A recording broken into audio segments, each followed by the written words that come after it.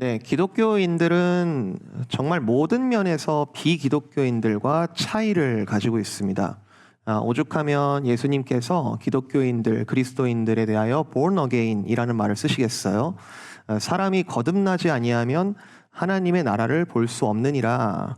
오죽하면 그런 말씀을 하시겠습니까? 그리스도인들은 세상에 대하여 여전히 겸손한 태도로 세상을 사랑하시는 그리스도의 마음을 품고 세상을 대하여야 하겠지만 예수님을 내가 만난 이상 믿음의 내용에 있어서 타협을 할 수가 없는 부분은 제가 생각할 때 세 가지예요. 첫 번째는 세상의 시작에 대하여 창조론에 대해서 하나님의 선한 의도와 목적을 가지고 이 세상이 우리가 창조되었다라는 쪽이 있고, 의도? 목적? 세상은 그런 건 없고 우연히 시작되었고 어쨌든 우리는 이 시간 속에 살아가고 있다, 이런 쪽으로 나눠지게 되죠.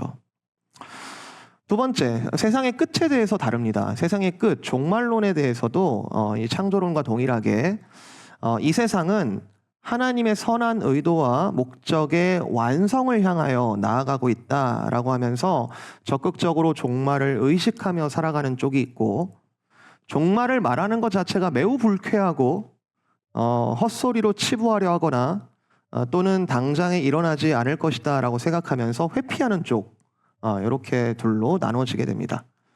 그리고 이제 세 번째, 타협할 수 없는 부분은 이 모든 역사의 중심이 되시는 그리스도, 그 그리스도를, 하늘과 땅을 연결하시며 어제도 계시고 오늘도 계시며 장차 확실하게 오실 그 그리스도를 나의 주인으로 모시는 종, 제자, 자녀, 신부, 이런 사람들이 있는 반면에 어떤 이유로든 그 그리스도를 거부하는 이제 사람들로 나눠지게 되죠.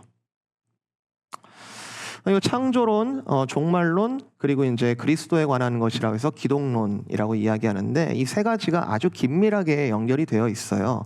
근데 그 중에 종말론과 관련해서 세상은 우리 인문학적으로 이야기를 하면 우리 인류는 무한한 가능성을 가지고 있고, 이러한 발전 양상을 볼 때 역사적으로는 조금 위험과 불안함이 있었음에도 불구하고 우리 이 위대한 인류가 이 역사를 잘 컨트롤만 한다면 우리는 미래에 대하여 무한히 발전할 것이다.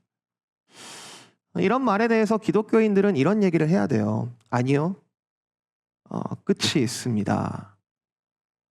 이 세상을 시작하신 하나님께서 의도하신 그림대로 역사를 완성하시는 날이 온다고 했습니다. 언제? 언제 온다는 거야? 알아? 그럼 이제 거기서 이제 약간 주춤하는 거예요. 그건 우리가 모르는데요. 봐봐, 얘네들은 맨날 안다면서 모른대. 얘네들은 맨날 모르면서 어떻게 안다는 거야? 여러분, 분명히 말씀드립니다. 아직 안 왔다고 안 오는 게 아닙니다. 와요. 분명히 옵니다. 창조론 그리고 그리스도에 관한 기독론만큼 종말론이 아주 중요한데요. 성도에게 아주 중요한데요. 성도에게 종말에 관한 믿음이 분명하면 이 세상의 참 주인이 누구이신지가, 그리고 나는 정말 어떤 존재인지가 분명하게 보입니다. 우리는 저 끝에서 주인이, 나의 아버지가, 사랑하는 신랑이 나를 부르고 계시는 그 닫힌 결말을 향하여 나아가는 사람들이에요. 기독교인은 시간을 뒤로부터 재는 사람들이에요. 종말에 대한 가르침은 하늘의 비밀이기도 하지만 동시에 우리에게 주어진 이 시간을 가장 참되고 가치 있게 살아갈 수 있게 하는 하나님의 선물이에요. 그게 종말에 관한 하나님의 계시, 하나님의 선물, 하나님의 가르침입니다. 바라기는 오늘 여기 계신 모든 분들이 영의 눈이 열리셨으면 좋겠고, 이 선물을 받아 누릴 수 있기를 진심으로 축복을 드립니다. 오늘 이 말씀을 통해서 먼저는 예수님이 말씀하신 그 종말의 내용이라는 것이 이 뜬구름 잡는 이야기가 아니라 역사적으로 증명된 사실이라는 것을 먼저 좀 말씀을 드리고요. 그렇기 때문에 우리가 바라보고 있는 장차 올 종말이 얼마나 확실한지에 대해서 좀 믿음으로 붙잡도록 할게요. 그리고 나서 그러면 우리가 이 종말의 때에 우리는 어떻게 살 것인지에 대해서 좀 결론을 짓고 가슴에 새기면서 말씀을 마치도록 하겠습니다. 자, 첫 번째는 이 종말은 역사적인 역사성을 띠고 있다라는 거예요. 예수님께서 예언적인 말로, 예언적인 어조로 오늘 본문에 따르면 예루살렘에게 이러한 일이 생길 것이다, 이러한 멸망에 대하여 몇 가지를 말씀을 하십니다. 언제 임할지는 없어요. 언제 임할지에 대해서는 얘기를 하지 않지만 여기 있는 사람 32절, 이 세대가 지나가기 전에 모든 일이 다 이루어지리라, 이런 말씀을 하셨어요.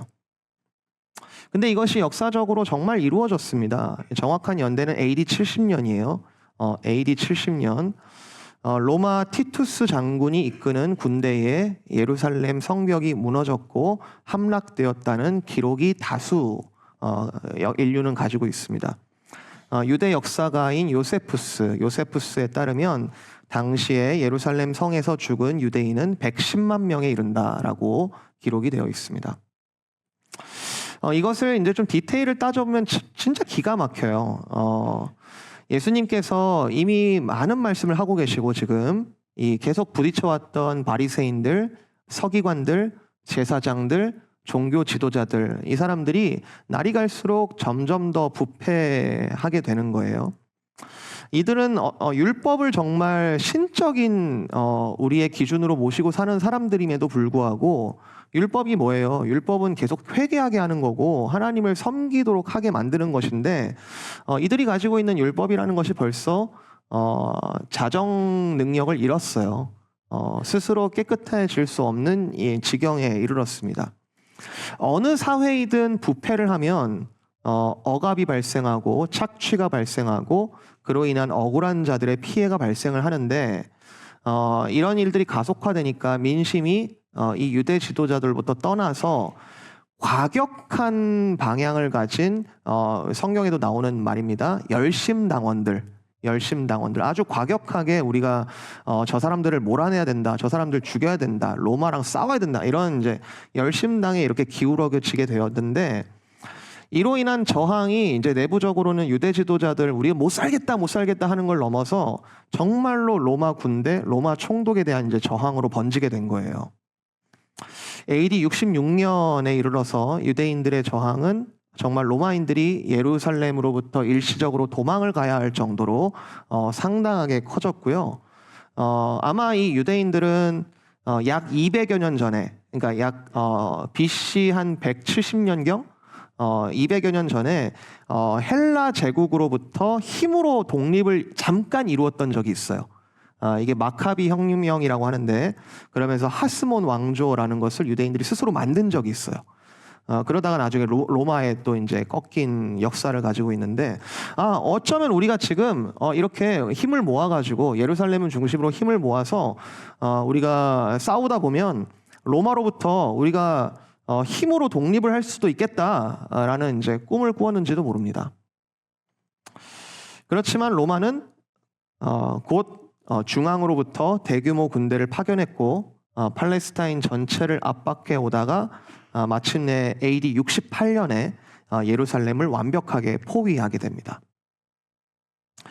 근데 바로 파괴가 된 게 아니에요. 바로 파괴가 된 게 아니라 로마 중앙정부의 당시 황제였던 네로 황제, 이름 아시죠? 네로 황제가 죽게 되면서 약간의 정치적 공백이 생겼을 때 이 예루살렘을 포위는 하긴 했지만 즉시 공격을 하지는 않고 약 2년 정도의, 약 1년 반 정도의 시간이 있었습니다.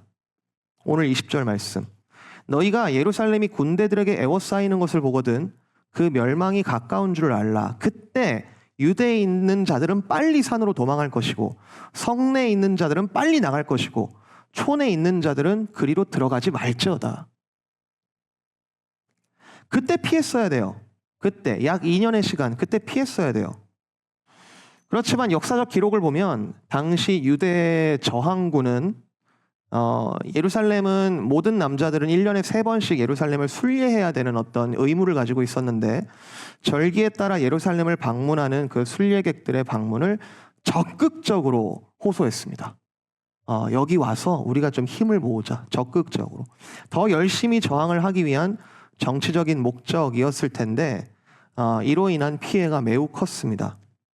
그리고는 로마에 의해 네로 이후에 이제 황제에 등극한 베스파시아누스 그의 아들 티투스를 보내어 예루살렘 정복을 명령했고 결국 예루살렘은 AD 70년에 파괴됩니다. 우리가 구약 성경의 열왕기서, 역대기서 이런 것들을 보면은 이제 당시의 유대 왕이 이스라엘 왕이 어땠고 저땠고 그때 정세가 어땠고 저땠고 이런 것들을 이렇게 맞춰서 읽게 되는데 그러면 어떤 왕이 정치적인 외교적인 어떤 결정적인 실수를 해가지고 이렇게 됐구나 우리가 이제 이해는 할 수 있어요. 역사적으로. 굉장히 재밌어요. 그런 게. 이게 참 역사가 이런 실수와 오류 그리고 이런 번복을 하는구나 이런 게 보이는데 그 열왕기서와 역대서에서 공통적으로 하고 있는 언급은 하나님의 백성들 또는 기름 부음 받은 왕들이 하나님과의 관계에서 악하고 실패한 모습을 보였을 때 그로 인한 징계와 심판, 그러니까 하나님께서는 그에 대하여 그냥 놔두지 않으시고 어떠한 액션을 취하신다, 어떠한 일을 벌이신다라는 것을 열왕기서와 역대기서가 기록을 하고 있는 거죠. 우리가 종말을 이야기할 때 하나님께서 하시는 일은 두 가지입니다. 하나는 심판이고요, 하나는 구원입니다. 세상은 역사라는 것을, 인류의 역사라는 것을 우리 인류라는 범위에 딱 한정시켜 놓고 이 안에서 어떤 다이내믹이 있는지, 어떤 역학관계가 있는지, 그리고 때로는 역사가들도 그때는 알 수 없었던 예측하지 못한 우연한 어떤 요소의 발생에 의해서 사후 평가를 하죠. 우리가 지금 이 세대의 역사를 제대로 평가하지 못하죠. 나중에 지나봐서 그것을 가지고 이 역사를 판단하게 되는데 성경은 반대입니다. 성경은 역사를 예언적 관점에서 말합니다. 아직 일어나지 않은 일에 대하여 그것을 약속으로 믿게 하고 그것을 믿음으로 걷게 만드는 거죠. 미리 말씀하지 않은 것이 일어나는 것은 없습니다. 그리고 주님께서 미리 말씀하신 것은 반드시 일어납니다. 종말은 뜬구름 잡는 이야기가 아니라 역사성을 동반하고요, 반드시 일어날 것이라는 거예요. 그러면 오늘 읽은 이 본문이 AD 70년에 다 이루어진 것이냐? 27절. 그때에 사람들이 인자가 구름을 타고 능력과 큰 영광으로 오는 것을 보리라. 그건 아니죠. 아직 안 오셨습니다. 그 인자가 아직 안 오셨어요. 실제로 안 오셨고요. 우리가 여기 지금 살아있다라는 것이 인자가 아직 안 오셨다라는, 우리가 여기 지금 버젓이 종말적인 시간을 살아가고 있다는 것이 아직 인자가 안 오셨다는 그것이 확실하죠. 그리고 뭐 성경적으로 봐도 요한계시록 같은 거는 AD 70년 이후에 쓰여진 게 확실해요. 요한에게 환상을 보이시며 마지막 때 일어날 일들을 이렇게 보이셨죠. 즉 오늘 읽은 이 본문에 예루살렘의 멸망은 온 세계의 마지막 종말에 대한 하나의 예표예요. 하나의 예표. 아직 끝은 오지 않았습니다. 여기 예루살렘의 멸망에 대한 제가 말씀을 AD 70년의 이야기를 말씀을 드렸고, 또 그것보다 약 500여 년 전에 다윗 왕조가 멸망하는, 그때 당시에 정말 끝이 점점 더 와가고 있는데도 그 예레미야가 정말 끝났다, 이제 너희가 거기 포로로 잡혀가라 라고 함에도 불구하고 거짓 선지자들은, 거짓 예언자들은 안 끝났다, 제 나쁜 놈이다 하면서 계속 거부했었으나 결국에는 끌려갔던 그 예루살렘의 멸망, 그리고 아주 앞서 보면은 노아 홍수의 멸망. 이 땅이 어떻게 홍수로 멸망을 해? 야, 쟤 바보 아니야? 저 방주를 저 산에다 짓고 있냐? 그러나 멸망이 임한 것. 이런 여러 멸망에도 불구하고 아직 완전한 끝은 오지 않았습니다. 예수님의 힌트가 있어요. 예수님의 힌트. 이방인의 때가 차기까지, 이방인의 때가 차기까지 이런 표현이 나오는데, 이방인에게, 저와 여러분이 이방인입니다. 이방인에게 일시적으로 허락된 때가 다 차기까지, 마치 남유다가 바벨론에 의해서 멸망을 하지만 그 도구로 쓰인 바벨론이 도구로서의 소명이 끝나고 하나님 앞에 동일하게 심판받을 그 날을 동일하게 서게 되는 것처럼 완전한 끝은 예비되었으나 아직 오지 않은 것이죠. 22절, 이 날들은 기록된 모든 것을 이루는 징벌의 날이니라. 하나님의 말씀으로 기록된 모든 것은 반드시 이루어질 것입니다. 여러분 믿으세요? 자, 이렇게 지금 끝이 있다는 것을 믿는 사람들, 그리고 이것을 성경은 예언하고 있지만 이것을 나의 역사로 끌고 오는 사람들은 이 실제 역사에 하나님께서 지금 우리가 살고 있는 이 현재에 하나님께서 지금도 완전한 종말을 향하여 일하고 계신다는 것이 이제 눈에 하나 둘씩 들어오게 되는데, 이것을 가리켜 우리는 징조라고 말합니다. 징조는 뭐냐면 끝이 있다는 것을 알려주는 신호예요. 오늘도 여러분 운전하고 오시면서 신호등을 많이 지나갔을 텐데 노란불이 켜지면 뭡니까? 노란불이 켜지면 빨리 지나가라는 거예요? 노란불이 켜지면 곧 빨간불이 켜진다라는 신호잖아요. 그죠? 우리가 모세를 통해서 그 광야 이스라엘이 애굽에서 출애굽하기 전에 10가지 재앙이 있었다는 것을 여러분 알고 계십니다. 근데 그 재앙이 진행되는 중 우리는 이제 뒤에서 이 이야기를 보니까 10번 임하겠구나. 한 5번째쯤 되면 한 요 정도, 6번째는 요 정도, 뭐 이렇게 생각을 하겠지만 10재앙은 그런 게 아니에요. 한 번 한 번이 끝이에요. 한 번 한 번이 우리 죽을 수도 있겠다. 흑암 재앙, 메뚜기 재앙, 뭐 하나하나 올 때마다 우리가 끝났구나. 하나하나가 다 위기예요. 신호등에 노란불이 깜빡깜빡하는 거 있죠. 깜빡깜빡, 언제 빨간색이 될지 몰라요. 재앙이 2번째 오든 3번째, 그건 나중에 세보니까 그렇게 된 거지 하나하나가 다 끝이에요. 근데 그때 왕의 태도가 중요한데, 왕의 태도는 이 징조들을 보면서 뭘 해야 돼요? 이 재앙의 주인이 되시는 하나님의 의도가 뭔지를 간파했었어야 돼요. 그게 징조의 목적이에요. 중간에 애굽의 사람들이 몇 명이 재앙이 몇 번 발생하니까 하나님의 말씀을 두려워하기 시작했다. 이렇게 써 있습니다. 징조를 본 거죠. 종말의 하나님을 본 거죠. 그리고 신하들이 왕한테 제발 호소를 해요. 왕이시여, 왕께서는 지금 애굽이 이미 망한 줄을 알지 못하시나이까? 이 재앙을 보시고서도 이 징조가 징조임을 왕은 지금 못 보고 계십니까? 예수님께서 말씀하시는 거예요. 자, 여기 무화과 나무가 있는데, 이 무화과 나무 아니더라도 네 모든 나무들을 봐라. 싹이 나면 여름이 오는 걸 알잖아. 당연히 알잖아. 이와 같이 너희가 이런 징조를 보거든 하나님 나라가 가까이 온 줄을 알라. 그리고는 확실하게 도장을 찍죠. 33절. 천지는 없어지겠으나 내 말은 없어지지 아니하리라.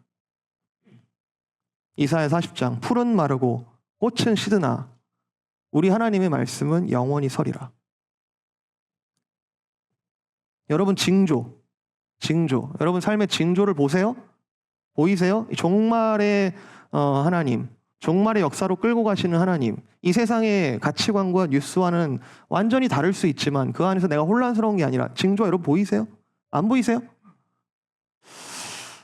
35절에 보니까 이날은 온 지구상에 거하는 모든 사람에게 이 말이라. 이 재앙과 종말에 대한 하나님의 약속은 반드시 임한다고 되어 있는데요. 여러분 만약 종말의 징조가 오늘 여러분의 눈에 지금 이 순간 예배를 통하여 또는 이 말씀을 통하여 여러분의 이 종말의 징조가 여러분의 눈에 보인다면 정말 감사한 일입니다.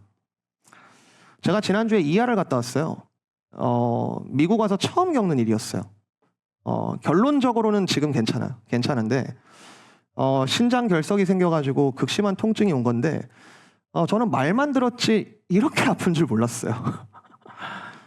돌아보니까 제가 지금 다 낫고 지금 돌아보니까 그 생각이 드는데 응급실에서 웨이팅룸에서 지금 기다리는데 제가 정말 아파서 꼼짝을 못하던 그 순간을 좀 하나 찍어놓고 내가 좀 힘들 때마다 그거 좀 보면은 좀 어땠을까 좀 그 항상 묵상이 될 텐데 이런 것도 이제 다 나으니까 이런 얘기 하는 거예요 지금.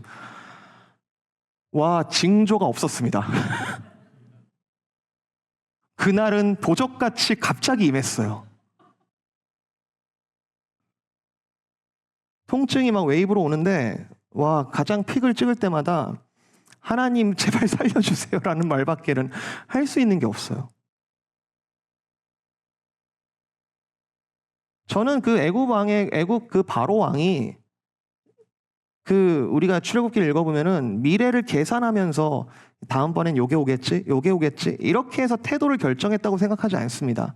그 바로 왕은 한 번 한 번 모세를 불러가지고 제발 이 재앙이 떠나가게 해달라 이렇게 하는 거는 진심이었을 거예요. 그 바로 왕은 진심이었을 거예요. 제발 좀 떠나가게, 제발 살려주세요 하면서 떠나가게 해달라. 근데 거기까지였죠. 아무리 징조를 봐도 징조의 하나님, 종말의 하나님 거부하는 거죠. 우리가 영의 눈으로 이 세상, 이 말씀, 그리고 나 자신과 이 주위를 바라보면은 징조투성입니다. 징조투성이에요. 세상에 왜 이렇게 유감스러운 일들이 많을까? 세상에 왜 이렇게 아파하고 참 근간이 흔들리는 것 같고 이렇게 다음 세대를 말세라고 생각하면서 걱정해야 될 일들이 왜 이렇게 많을까? 오늘 말씀에 이런 표현이 있습니다. 하늘의 권능들이 흔들리겠습니다. 이거는 제가 해석하기에는 굳건한 하늘의 권능들이, 굳건한 어떤 세상들이 무너진다라는 이런 뜻이라기보다는 최종적인 종말 앞에서 마땅히 흔들려야 할 것들이 흔들려야 되는 거예요. 하늘이 흔들리는 건 애굽 입장에서는 굉장히 무서운 일이지만 노예 히브리 민족의 입장에서는 하늘이 흔들리는 것은 구원의 종소리, 해방의 종소리예요. 징조라고요, 징조. 흔들려야 할 것이 흔들리는 것은 징조예요. 회개의 종소리고요. 징조는 자기를 신으로 삼던 사람들이, 자기 자신을 신으로 삼던 사람들이 헛됨을 발견하고 이 징조를 통하여 헛됨을 발견하고 진짜 주인을 발견할 수 있는 opportunity, 기회죠, 기회. 여러분 한번 찾아봅니다. 빌립보서 3장 17절. 빌립보서 3장 18절. 제가 읽습니다. 내가 여러 번 너희에게 말하였거니와 이제도 눈물을 흘리며 말하노니 여러 사람들이 그리스도의 십자가의 원수로 행하느니라. 그들의 마침은 멸망이요 그들의 신은 그들의 신 God 신은 배요. 그 영광은 그들의 부끄러움에 있고 땅의 일을 생각하는 자라. 그러나 우리의 시민권은 하늘에 있는지라. 거기로부터 구원하는 자 곧 주 예수 그리스도를 기다리노니 그는 만물을 자기에게 복종하게 하실 수 있는 자의 역사로 우리의 낮은 몸을 자기 영광의 몸의 형체와 같이 변하게 하시리라. 그러므로 나의 사랑하고 사모하는 형제들, 나의 기쁨이요 멸류가 아닌 사랑하는 자들아, 이와 같이 stand firm, 주 안에 든든히 서라. 사실 생각해보면 그리스도인들이 배척을 받거나 고난을 받고 좁은 길을 걸어간다는 것은 종말의 징조 중 하나이고 그 속에서 믿음을 지킨다는 것은 우리의 속량이 가까이 왔다라는 징조입니다. 믿는 자들은 종말이 가까이 올수록 고난도 커지겠지만 동시에 그 고난을 이길 믿음도 커질 겁니다. 10가지 재앙 하나하나가 애굽을 멸망에 이르게 할 아주 극심한 재난이었음에도 언약의 백성들은, 히브리 민족들은 그 재앙 속에서 하나님의 보호하심을 받았습니다. 단지 그들이 힘들었던 것은 하나님의 보호심을 받는 그 현실이 힘든 것이 아니라 그들을 미워하는 바로 왕의 적개심, 그들을 미워하는 애굽의 적개심, 바로 왕의 괴롭힘이 날이 갈수록 커졌던 거죠. 애굽으로의 괴롭힘, 그러나 하나님의 보호하심, 그리고 점점 끝을 향해 달려가는 재앙의 크기, 징조의 크기. 그 안에서 믿음이 연약했던 이스라엘 백성들이 믿음이 자라나는 일들을 겪어요. 열재앙은 애굽으로 봤을 때는 왕이시여 이 애굽이 망한 줄을 알지 못하시나이까 라는 극심한 공포의 이야기였지만 이스라엘 민족에게 있어서 이 징조는 믿음의 훈련, 믿음이 자라가는 하나님의 보호하심과 세상의 괴롭힘에 대하여 믿음으로 대처할 수 있는 하나님의 계획이었던 것이죠. 그렇게 종말을 향하여 나아가는 것이죠. 마지막 10번째 재앙 뭡니까? 6월절의 어린 양의 피, 그로 인하여 우리가 새 생명을 얻었다. 그들에게는 씻을 수 없는 구원의 흔적이 된 거죠. 유대인들에게는 씻을 수 없는 구원의 흔적이죠. 그 어린 양의 피로 우리가 속량함을 받았다. 저와 여러분이 예수 그리스도를 믿는다는 것은 너무 당연한 얘기지만 그분의 죽으심과 그분의 종말에 대한 약속도 함께 믿는 거죠. 세상은 흔들리지만 그리고 우리가 의를 위하여 예수의 이름 때문에 그의 나라 때문에 우리가 다양한 고난을 받을 수도 있겠지만 여러분 정말 믿으십니까? 일어나 머리를 들라 너희 속량이 가까웠느니라. 일어나 머리를 들라 너희의 속량이 가까웠느니라.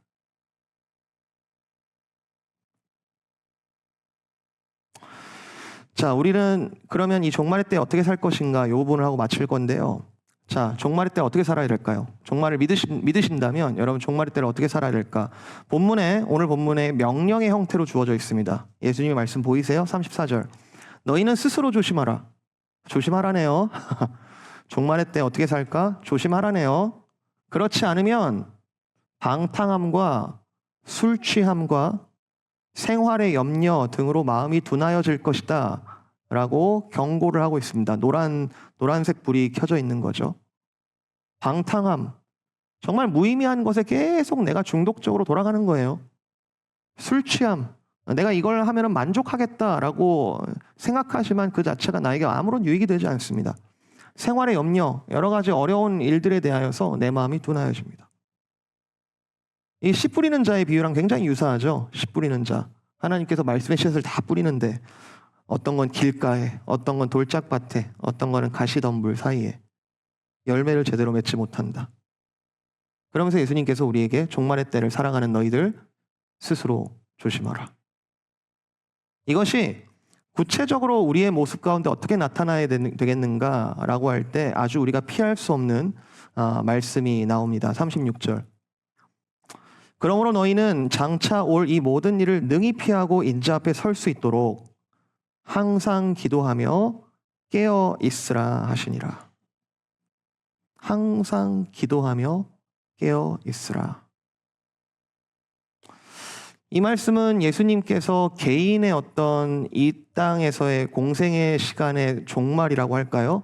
예수님께서 잡히시기 직전에 겟세마네 동산에서 기도하시면서 제자들에게 하신 말씀과 동일합니다. 유혹에 빠지지 않게 기도하라. 너희가 아직도 자느냐? 너희가 아직도 깨어있지 못하느냐? 어찌하여 자느냐? 시험에 들지 않게 일어나 기도하라.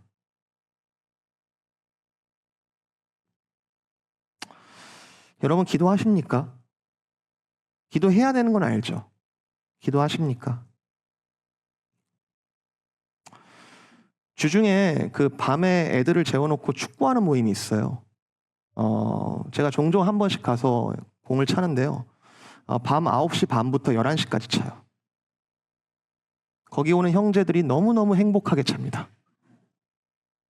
애들이 자서 행복한 건지 정말 축구를 좋아하는 건지 잘 모르겠어요. 근데 그 관리하는 분이 시간 됐다고 나가라고 여기까지라고 그렇게 얘기를 안 하면 밤새고 찰 기세예요. 너무너무 행복해합니다. 근데 한 형제가 좀 일찍 간다는 거예요. 지난주에 11시가 안 됐어요. 밤 11시 안 됐는데 좀 일찍 간다는 거예요. 그래서 제가 그냥 가볍게 물어봤어요. 뭐 이 시간에 약속 있냐고. 뭐 약속이 있을 리가 없잖아요. 밤 10시 반에 뭐가 약속이 있어요. 근데 이제 대답하는 거에 제가 좀 놀랐어요. 11시부터 12시까지 매일 개인 기도 시간을 갖는데 그 시간을 웬만하면 지키려고 한다고. 그래서 간다는 거예요. 제가 알거든요. 그 집이 어떤 집이냐면 그 애들하고 가정 예배를 매일 저녁마다 드리는 집이에요. 그래서 제가 이것저것 막 질문이 더 생기는 거예요. 매일 기도하냐고. 정말 매일 기도하냐고. 진짜 목사가 정말이냐고. 정말 매일 기도하냐고. 그랬는데 이 형제가 정말 진실한 얼굴로 자기가 젊을 때부터 청년부 시절부터 여러 가지 교회 또는 하나님 나라를 위하여 여러 가지 사역들을 했는데 영적으로 채워짐이 없이 사역을 하니까 소진이 되더라. 그래서 개인적으로 하나님 앞에 채워지는 시간이 필요하더라. 이걸 누가 몰라요. 저도 알아요. 저도 이렇게 가르쳤어요. 저도 이렇게 가르쳐 왔어요. 근데 이렇게 진실하게 사는 사람 제가 많이 못 봤어요. 정말 부끄럽지만 저도 그래요.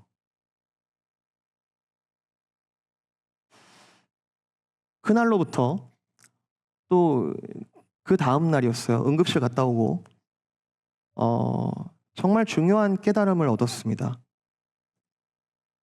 이거 징조다. 이거 지금 나에게 말씀하시는 거구나. 지금 하나님이 지금 나에게 말씀하시는 거구나. 지금이 종말인 줄 알고 기도하며 깨어있어 하는 사람이 지금 나구나. 나에게 주신 이거 주인의 징조고 이걸 알게 하신 주인의 선물이고 이게 주인의 명령이고 이렇게 못 알아들으니까 몸으로 또 각인시켜 주시는구나. 지금 네가 사는 시간이 종말의 때라고. 나는 어느새 마음이 좀 둔해져 있었구나. 사실 둔한 줄도 몰랐구나. 항상 기도할 수 있지만 항상 기도하지 않는데 항상 기도할 수 있는 때가 항상 있는 것은 아니구나. 제가 지금 말하는 이 기도라는 것이 기도 시간 또는 기도 행위 이거에 이상의 의미를 가집니다. 기도라는 건요, 해보신 분은 아시겠지만 기도라는 것은 하나님께 대하여서 적극적으로 기대는 거예요. 하나님께 대하여 적극적으로 의지하는 거죠. 나를 포기하고 내가 스스로 내가 중심을 지켜가지고 어떻게든 살아보겠다라고 하는 것이 아니라 그 기도를 통해서 하나님께 적극적으로 내가 하나님께 구합니다라는 의지죠. 종말적인 감각으로 가장 중요한 것을 다른 헛된 것이 아니라 내가 축구라 할지라도 내가 가장 중요한 것이 무엇인지를 알고 최선을 다해 하는 것. 정말 하나의 예지만 그 형제들이 축구를 미루고 기도를 한다? 상상이 안 돼. 그런데 나의 헛된 것들의 우선순위를 재배치하고 가장 중요한 것들을 시급하게 한다. 왜? 종말의 때가 가까이 왔으니까. 나는 종말 앞에 서 있으니까. 종말적인 감각은 이것의 가장 핵심이 되는 기도와 더불어서 우리의 삶을 아주 많이 변화시킬 거예요. 갑자기 엄마 말씀이 떠오르더라고요. 건강이 제일 중요하다 얘야.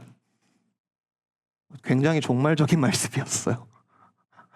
다른 건 어떤 것보다도 무엇이 가장 중요하겠는가? 말씀을 마칩니다. 오늘 종려주일이죠. 오늘 종려주일인데 이 종려주일과 내일부터 시작되는 이 고난주간 이것이 우리를 종말에 대한 깊은 묵상으로 이끌어 주셨으면 좋겠습니다. 이 끝은 멸망이 아니에요. 부활입니다. 우리의 이 종말적인 시간의 끝은 멸망이 아니라 부활인데 예수님께서 예루살렘에 들어오신 이래로 이미와 아직이라는 종말적인 시간이 흐르고 있습니다.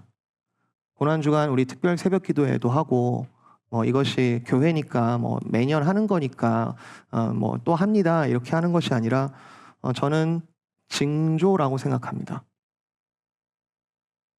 일반적인 간청으로서의 하나님께 기도하는 내용들도 있지만 그러나 이 고난주간 동안의 종말적인 감각을 가지고 그리스도와의 깊은 연합을 추구하는 그 기도, 이것이 만약에 저와 여러분에게 가치 있게 여겨지지 않는다면 사실 우리 마음은 솔직하게 이미 둔하여져 있거나 다른 일로 분주한 것이 확실할 거예요. 지금 기도하라는 징조가 확실하시다면 정말로 여러분 알 수 없는 종말에 막연히 두려워하면서 정말 중요한 것들을 계속 미루기보다 하늘의 권능들이 흔들리는 것이 보일 때 여러분 깨어 엎드리는 주의 자녀들 되시기를 진심으로 권면을 드립니다. 여러분 이 종말의 말씀이 다음 주 정말 찬란한 부활을 실감나게 소망하게 될 모든 성도님들에게 지혜와 격려의 말씀으로 새겨주시기를 주님의 이름으로 축복을 드립니다.